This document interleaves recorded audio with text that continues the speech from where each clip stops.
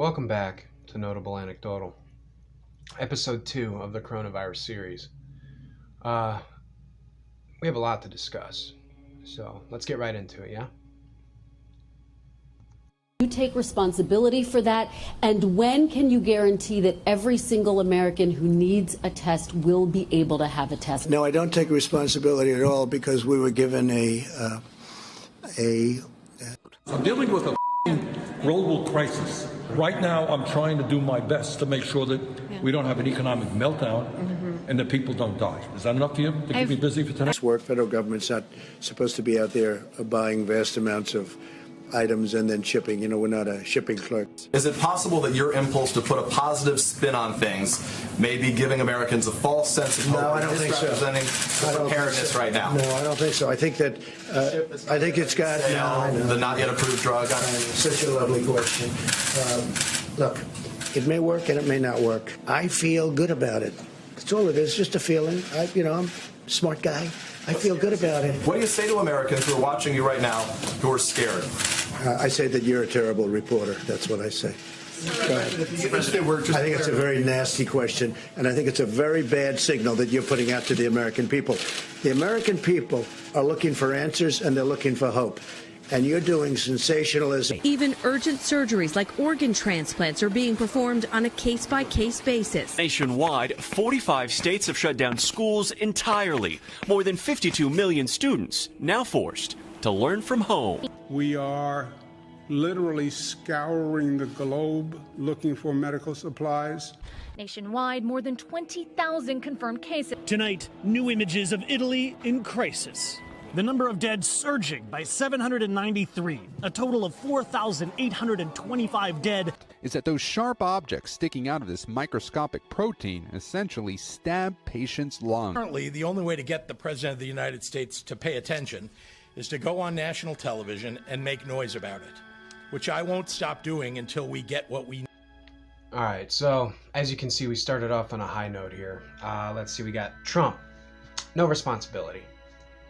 That question, I gotta wonder, like the reporters that were there, what went through their minds when they said that? It's like, oh, this chick has the balls to ask what no one else in this press conference has the balls to ask. Like, you gotta give that woman kudos. That was, and he actually handled it pretty well for Trump. You know, I've seen him get angry, and you'll see him get angry here soon at a different question. He doesn't take questions like that very well. Maybe it's because she's female. I do think that's part of it. When he's talking to a woman, he thinks with his nasty dick, and when he's talking to a man, he thinks with his tiny little fist. I'm not really sure, but that's my hunch, you know. And then Bernie saying F***.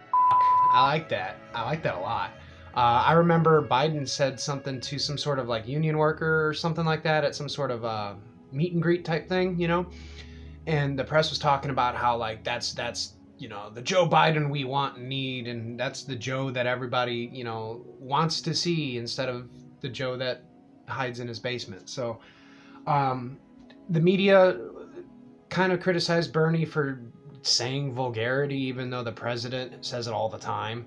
And Biden was basically championed for saying it, so that just kind of highlights the hypocrisy of corporate media, which is an interesting thing to see actually play itself out, because they're pretty quiet about their biasness towards progressive ideas and things like that. Trump saying he's not a shipping clerk. I think, didn't they have like a Federal Reserve of like PPE and protective equipment? Like, doesn't the Federal Reserve have that? Isn't that part of their job?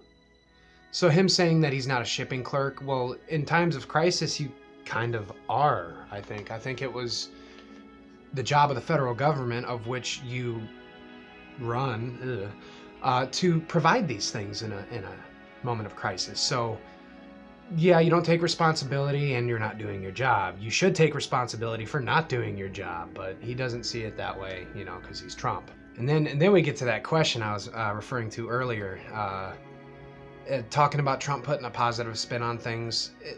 He worded that to not piss off Trump, but he pissed him off anyway. Trump's idea of a positive spin is basically just lying. And for Trump to call him, saying it's a nasty question and a bad reporter, to call him a bad reporter, it's, well, you know, I'm just waiting for one of these news reporters to say, well, you're a bad president, and they haven't yet, because they'd never get invited back. I mean, that's the obvious reason, but to say that he's pushing sensationalism, isn't that all Trump does? I mean, other than golf and push executive orders that give billionaires tax breaks and line his own pockets with money, Trump lives on sensationalism. So that was majorly hypocritical for him to say, which was hilarious. And surgeries being pushed off, that's frightening. You know, people with cancer and people, you know, needing life-saving surgeries are getting postponed because of the hospitals being pushed to their limits.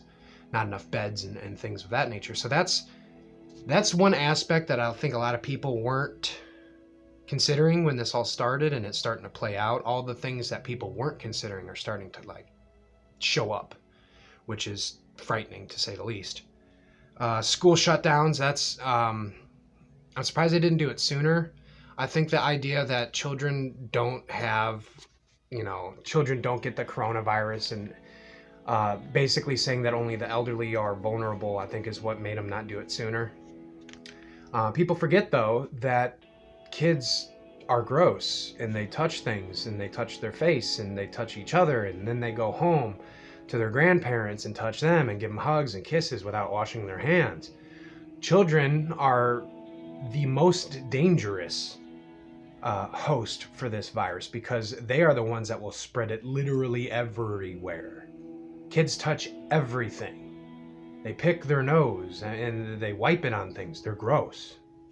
So yeah, school shutdowns, that's good that it happened, even though it puts a major burden on parents who frankly haven't been taught like what Common Core math and things like that.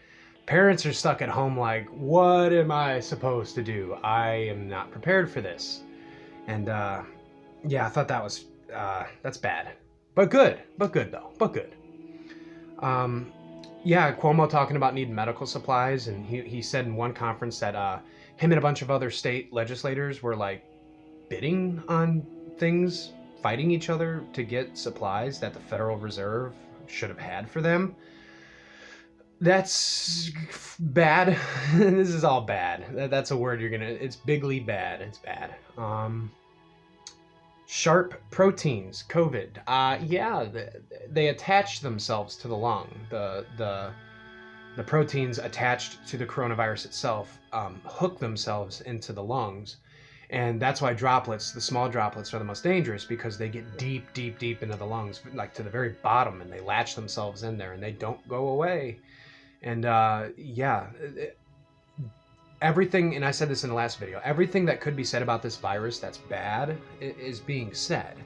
It's just slowly trickling out in the news. And once this is all said and done, we're going to realize exactly how serious coronavirus is. And Pritzker, you know, I live in Illinois, and a lot of people, I see a lot of Pritzker sucks signs. But he gave me marijuana, and I appreciate him for that, for one.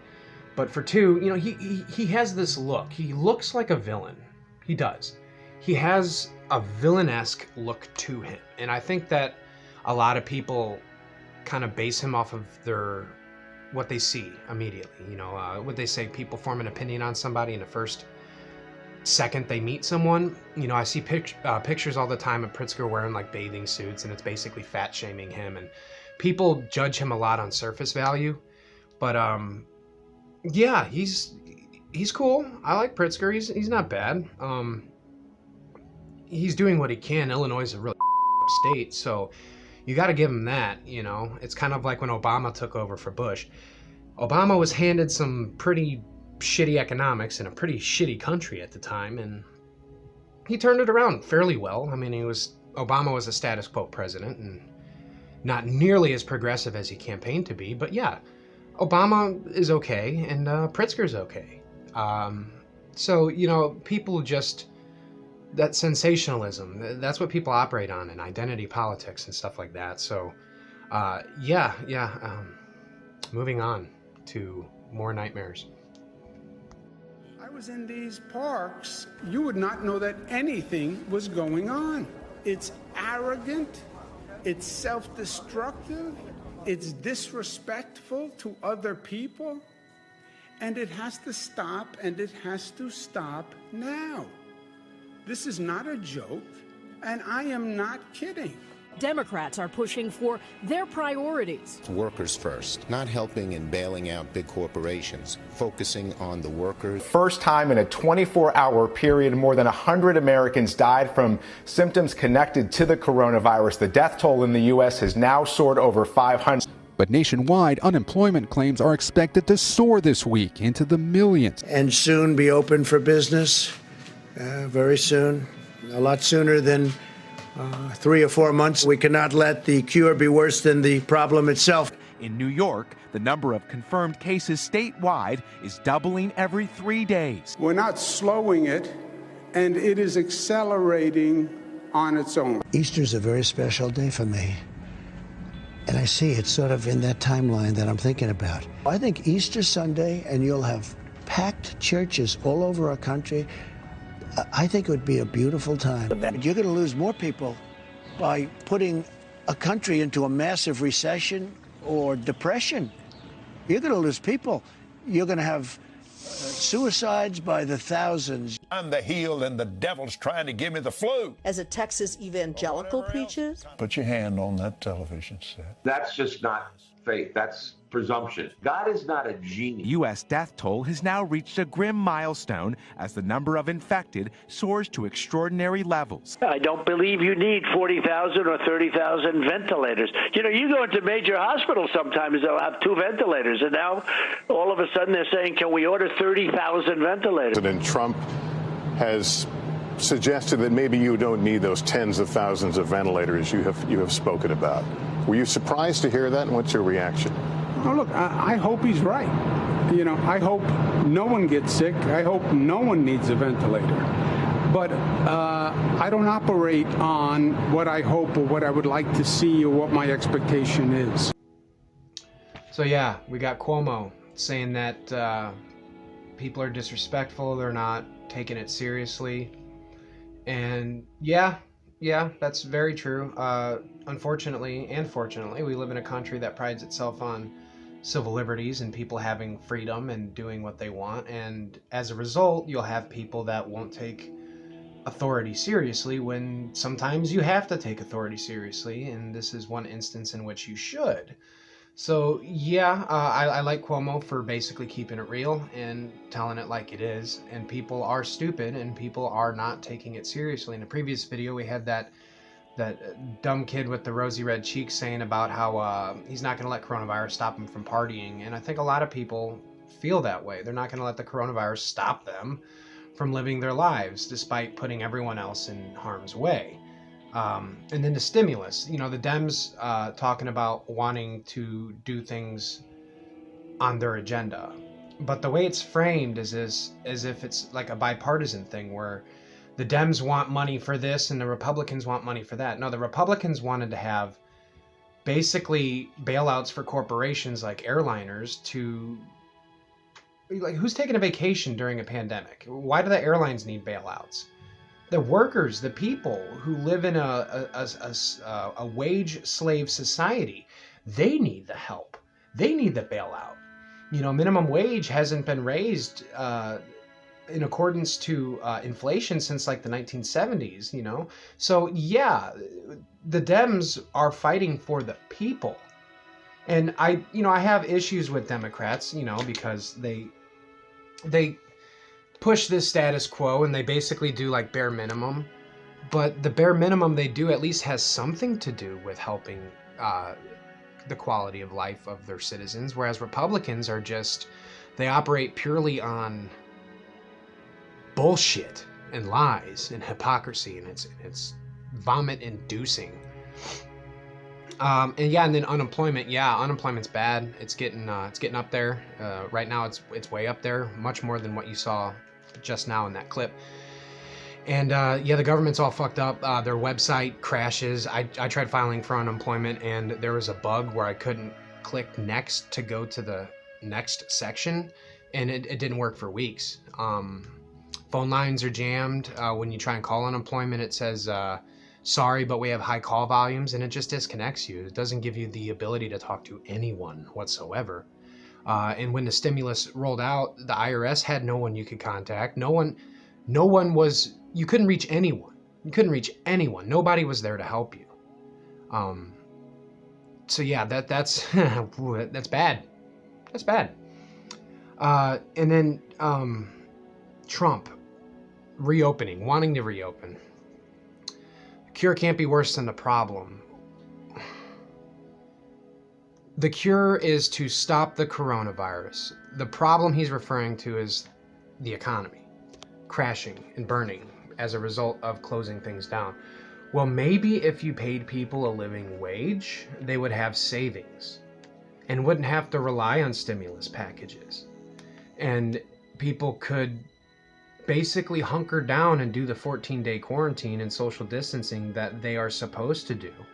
But since people make, $9 an hour, they can't. That's why when you see food pantries, there's cars and cars and cars lined up. You got a Porsche, parked right next to a janky hoopty. These people, the pandemic showed what type of third world country we actually live in. We have this media bubble about us being so superior and so great to the rest of the world. But in a time of crisis, you actually see how fucked up this country is and the lies that are fed to everyone. And that's one of the silver linings of this, is it shows what needs to be changed in this country. And then Easter, wanting to open by Easter. Easter's very important to me. Why? It's not important to you. They asked him to name his favorite verse in the Bible, and he basically was like, oh, it's very personal. I don't want to. No. You don't know a single verse in the Bible. You don't know a name of any of the books in the Bible.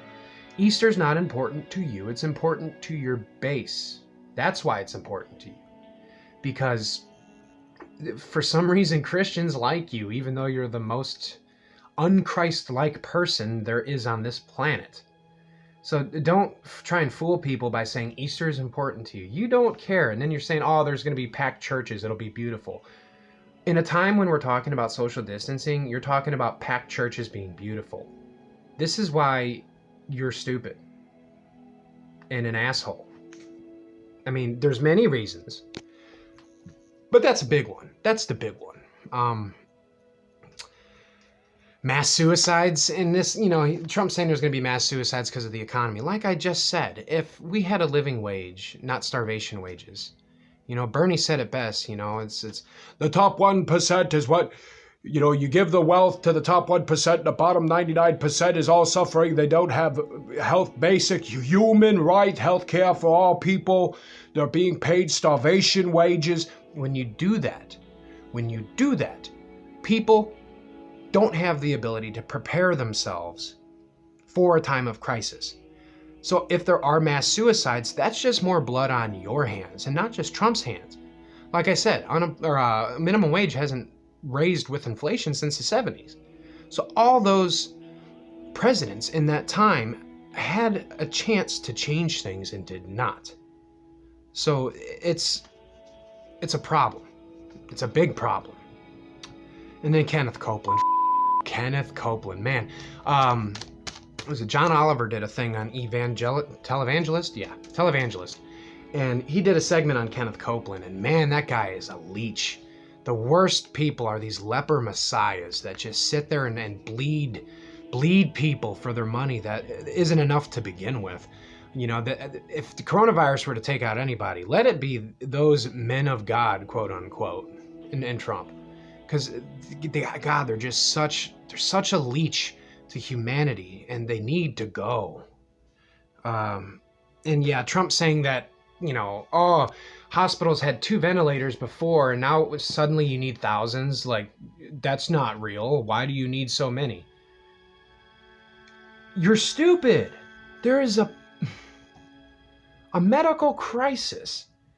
You've had warning for weeks, people saying that the hospitals are going to be overwhelmed with people and there's not going to be enough beds and not enough ventilators. What do you mean? Why do you need so many? There is a global pandemic, a nationwide medical crisis, and you don't know why. Don't you get intelligence briefings to compensate your own lack of intelligence? Do you not read them? Can you read? I know they have to put pictures on your intelligence briefings, but can you listen? Can you hear what people are saying to you? I'm getting mad now. Tonight, our nation in crisis has now become the global leader in confirmed cases of the coronavirus. We're now projecting that we may have as many as 10,000 new cases a day. Agony in Europe tonight as Italy's death toll passes 10,000. A day after another morbid milestone, 919 dead on Friday, the most in one day in any country. Global cases rising above 650,000, with more than 30,000 dead. The church, again, is not a non-essential. Okay? The church is the most essential thing in all the world. Something's going on, and you ought to look into it as reporters. Where are the masks going? Are they going out the back door? If he wants to make an accusation, then let him make an accusation. But I don't know what he's trying to say by inference. With up to 240,000 lives lost if every precaution is taken. States that ordered residents to stay home early faring better than those who didn't. Many hospitals now have this, a refrigerated truck, a temporary morgue. CDC now says the virus can remain airborne for 2 to 3 hours. It can remain on cardboard for 24 hours and plastic and stainless steel for 2 to 3 days. Some have insatiable appetites and are never satisfied, he tweeted. The complainers should have been stocked up and ready long before this crisis hit. New York City paramedics are no longer taking patients to hospitals unless they have a pulse. Statistics show the poorest neighborhoods have been hit hardest. FEMA has requested 100,000 body bags from the Department of Defense. About double the week before, totaling a stunning 10 million in just 2 weeks. In the last 24 hours, more than 1,000 Americans have died of the coronavirus. That is the largest daily death toll worldwide. I told you before, this video is going to progressively get worse and worse. And yeah, the U.S. is the global leader in new cases, 10,000 projected cases per day at that point. And then we got the guy saying that church is not non-essential. No, church is completely non-essential when you're supposed to be staying home and social distancing. You go to church and, at the end of the service, you go and shake the pastor's hand, you hug people, and you do all these non-essential human contact that is not necessary when people are spreading the disease like it's wildfire. And by definition, churches are non-essential just because of the fact that they don't pay taxes. They suck on the economy. They enable poverty. Now, I understand sometimes churches do things like food banks and things like that and charities, but that does not outweigh the money that is lost through taxes. And then Trump stealing masks, like they're going out the back door, and there's reports from numerous healthcare officials saying that they have to reuse soiled masks daily. And his response is that they're stealing them for what gain? You think nurses are what, have some sort of side business where they're selling masks on the side? No. Bitch, no. And then the saddest thing was where they have refrigerated trucks basically acting as temporary mortuaries for hospitals. That's a frightening scene right there. The fact that in the middle of a metropolis is a makeshift morgue where they store dead bodies because there is a not fast enough response time to get rid of those bodies. That's how quickly people were dying at that point. And then there's a big thing that a lot of people don't seem to understand is, the CDC was talking about how it lasts 2 to 3 hours in the air, and was it 2 to 3 days on steel? People don't understand molecules and the way that they work. When if you had glasses that could show every molecule in the air, and every molecule was, I don't know, colored brown, you would be blind by the color brown. Everything is made up of molecules and atoms. So that's what makes this so dangerous, is you're completely unaware of it and you can't see it. And just like a river, when sediment goes down, the heavy stuff sinks first, and the lighter stuff continues downstream until it eventually settles at the bottom. So 2 to 3 days on steel and 2 to 3 hours in the air.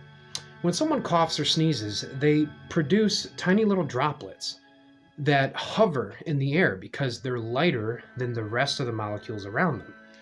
If you walk into that space where those molecules are floating and it's concentrated enough, like a sneeze would do, you are now infected. And people, you know, they say out of sight, out of mind, and this is the perfect analogy of that, is if you can't see it, it doesn't exist. And that's part of the reason that no one takes it seriously, and part of the reason it spreads so quickly. And then Trump saying that complainers should have stocked up before the pandemic. You, Trump, are the one who turned down tests from the World Health Organization. You are the one who, despite having knowledge of the fact beforehand, before it took over on mainstream media, you didn't beef up the Federal Reserve on PPE or ventilators. You sat on your ass and sat on your hands instead of forcing companies to create ventilators and hand sanitizer. You made suggestions that they should, but that didn't do anything. Corporations are about their bottom dollar. Why would they do something that could negatively impact their profit margins? So to say that the complainers should have done something more, what did you do through all of February? You probably had intelligence on this back, in 2018, late 2018, and you did nothing. And then when you do nothing and people criticize you, you want to talk about China hiding it from people. That it was some conspiracy. You know why China hid it from people? Is because they were stockpiling supplies. What were you doing? What were you doing other than going to Mar-a-Lago and golfing? You. And then the ambulance hospitals not taking people unless they have a pulse. That's fucking scary. That sounds like something you'd hear in like a movie. That was probably one of the most shocking things I had heard, is that unless you have a pulse, you're not going to the hospital. Which is another way of highlighting just how serious and bad things had gotten at this point. And what did it say? 1,000 Americans in 24 hours had died, which was the largest amount at that point who had died in 24 hours. The U.S. is leading in deaths per day. And yet Trump wants to say that it's self-contained. It's a minimal risk, it's a hoax. Meanwhile, we're leading the world in deaths and new cases. You're a sad and pathetic man with no empathy for anything at all. Know that a tiger in the Bronx Zoo got the virus. It led a lot of us to wonder, does that mean our pets are vulnerable too?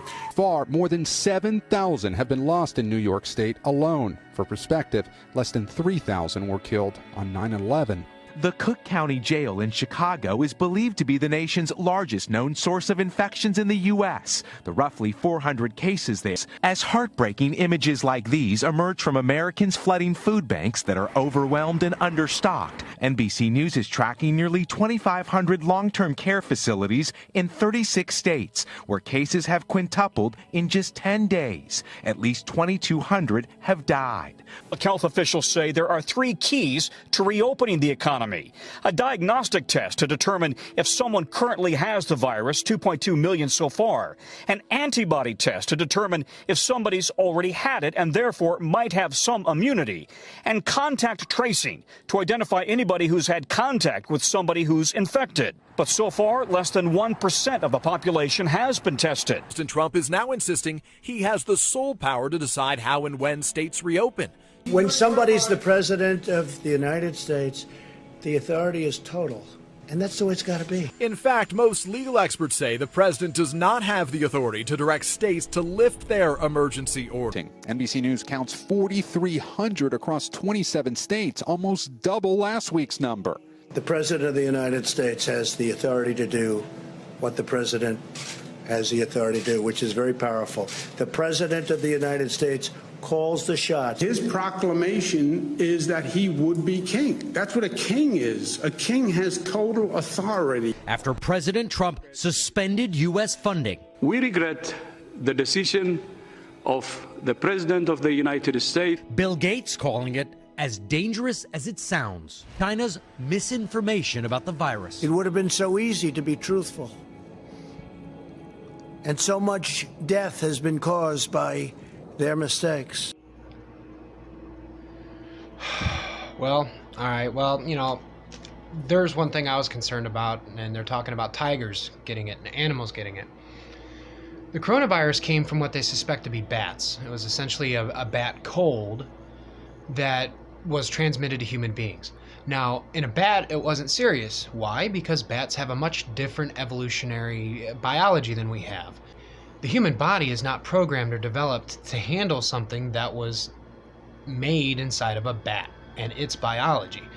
So my fear is, well, if it starts spreading throughout the animal kingdom, what happens when the second, third, fourth, or fifth wave has had a chance to go through the animal kingdom and then comes back to people? Now it's mutated through multiple species, and now it's a super virus. And we won't be looking at 100,000 dead, we'll be looking at millions dead. That is my fear. And I do think that is a distinct possibility that could happen. And in Cook County Jail, you know, I'd had this conversation with my uncle before this had come out into the news. What's happening in jails and prisons? Because those places are hotbeds for this kind of activity.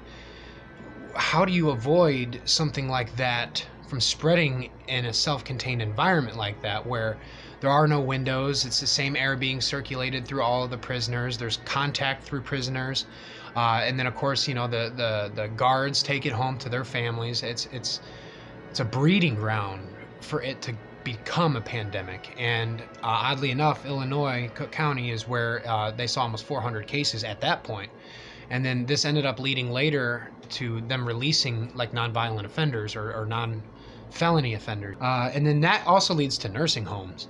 How tragic is that? You know, somebody basically that their whole life has been changed and taken from them, and now they're living in, you know, an assisted living facility or nursing home. And, you know, on average, I'm assuming most elderly people aren't visited enough by their family because, like I said, out of sight, out of mind.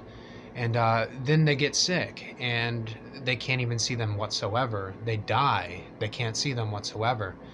You know, they die alone and sad and afraid. And, you know, you got, you know, the elderly people that have succumbed to this disease have, you know, been through things like the Great Depression and World War II, and they've saw just so much hurt and pain and sadness, and to just be taken out by something that they have no control over. It's one of the most frightening aspects of this, and their stories that are just lost, you know. And then we come to 3 keys to reopening. So I remember at one point there was like a few deaths, and they were talking about closing down the country. And then they reopened the country when there were still almost, 600 deaths a day. They were talking about reopening. Like a stark contrast from the beginning of this pandemic to 600 deaths a day, and now they're wanting to reopen. Now, when it's just starting to decrease, they want to fucking reopen. And what was it? 2 sets of testing is the first 2 keys, is diagnostic testing to see who currently has it, and then antibody testing is to see who did have it. And the third one is what? Contact tracing. We have none of that. Other countries have that. Other countries like South Korea and China, you know, they've been testing, and they have apps developed to do contact tracing, which is a whole nother topic about privacy and security and stuff, right? But we haven't done any of these keys. We have no keys. And we just opened up. Why? Because people wanted haircuts and shit. And Trump was like threatening governors and mayors and stuff to reopen, despite the fact that they're like, no, we haven't seen a decrease in hospitalizations. We don't have any of these keys to reopen up society, so we shouldn't. And then they did. They did anyway. And now stuff's reopened and there's massive wide protest. With all this social distancing, it's going to fall apart bad. Really bad. And you know, the reopening society, they're only reopening stuff for what they call non-essential or for essential workers, right? How is McDonald's essential? How is a tattoo parlor essential? How is a haircutting place or a salon or any of these places essential? But meanwhile, DMV is closed. Courthouse is closed. Every government job, which is actually essential, is not opened back up. Only the people like me who make $9 an hour, who can, you know, I'm expendable. That's why I'm considered essential, because I'm expendable. You, government. And, you know, they said, what, 1% was tested? I mean, Jesus Christ. And then Trump has total authority. Saying he has total authority. Obviously, he does not. And like Cuomo said, you're not a king. That's what kings do. That's what kings say. You are not a king.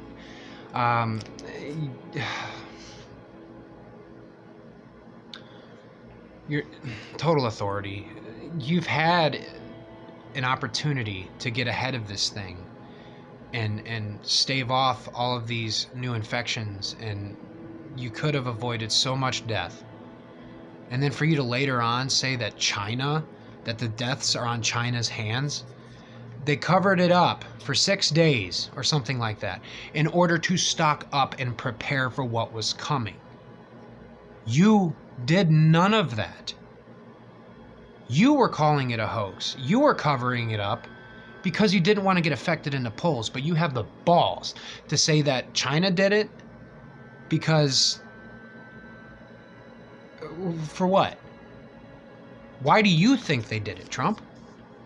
Because what you think and what's reality are two different things. They always are when it comes to you. And then defunding the World Health Organization. Why? Because they have ties to China. It's the World Health Organization. They have ties to the world. And the World Health Organization, Bill Gates put it best. It's as bad as it sounds.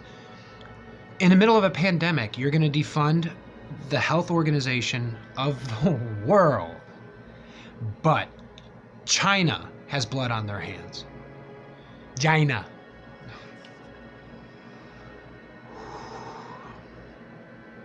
And then he said, one of the last things he said is, it's so easy to be truthful. Is it though? For some people, maybe. I mean, I lie. Everyone lies, but I try to be truthful. You try to not be truthful. You go out of your way to lie. You know, and you're saying death by mistakes. That China has all these deaths on their hands due to their mistakes. Are you kidding? Are you kidding? Are you kidding? I don't have enough fingers to count the mistakes you've made in the last 5 hours. So, okay.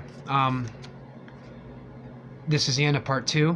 A little bit longer than the last one. I still haven't made it all the way through March. I'm at the end of March now. And it's going to get worse. I say that at the end of every video, and it is going to get worse. So we have more to talk about. I will talk to you again, and I'll talk to you soon. Stay safe. And wash your fucking hands, you animal.